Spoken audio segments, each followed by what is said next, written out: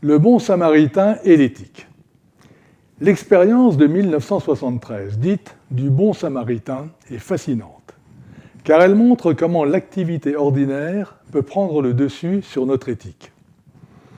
Des chercheurs de l'université de Princeton, John Darley et Daniel Baston, avaient décidé de tester plusieurs hypothèses sur les facteurs qui nous conduisent à aider une personne en détresse. Sommes-nous plutôt influencés par des facteurs internes, comme la religion, le système moral, ou par des facteurs externes, comme la situation ou le contexte? Les cobayes de l'expérience sont en fait de jeunes séminaristes qui ont accepté de participer à une étude sur l'éducation religieuse et les vocations. Bien sûr, ils ne savent pas que l'étude porte en réalité sur les facteurs qui conduisent à donner de l'aide ou non. Dans un premier test, les cobayes répondent à un questionnaire sur leur motivation religieuse. Puis, on leur présente un second test. Ils vont devoir donner une présentation de quelques minutes sur un thème précis. Mais, comme on manque de place dans le bâtiment où ils sont, il faudra qu'ils se rendent dans un bâtiment voisin. C'est pendant le trajet que se déroule l'expérience. Une personne mal au point, un peu ambiguë, potentiellement ivre, l'archétype de la personne qui a besoin d'aide, mais qu'on est aussi très tenté d'ignorer, est allongée au bord du chemin. Il s'agit d'un comédien engagé pour la circonstance. Quelle va être la réaction des séminaristes? Les chercheurs jouent sur plusieurs paramètres. D'abord, en faisant varier le thème de la présentation demandée aux séminaristes, afin d'évaluer l'effet de leur réflexion sur la probabilité qu'ils aident la victime.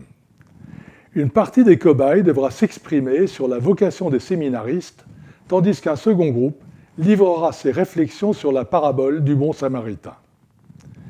Ensuite, on fait varier la pression temporelle à imposer aux cobayes, lorsqu'on les envoie vers le second bâtiment. Aux personnes du premier groupe, on annonce qu'elles sont en retard et qu'elles doivent se presser. Aux personnes du deuxième groupe, on ne met qu'une pression moyenne. L'assistant vous attend, vous pouvez partir. Enfin, aux personnes du troisième groupe, la pression temporelle est modeste. Ils seront prêts à vous accueillir dans quelques minutes, vous pouvez y aller tranquillement. Alors, les résultats. Le thème qu'on demande de présenter, la vocation du séminariste ou le bon samaritain, a un impact sensible sur la probabilité d'aider.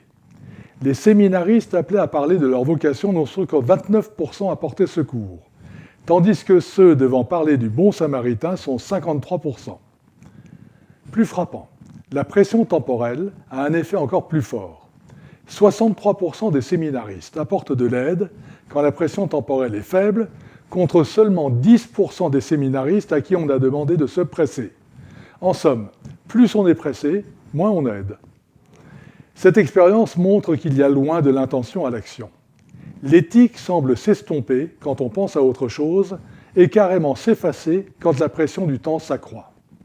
L'éthique est une valeur que je développe dans les 10 commandements du leadership. À bientôt.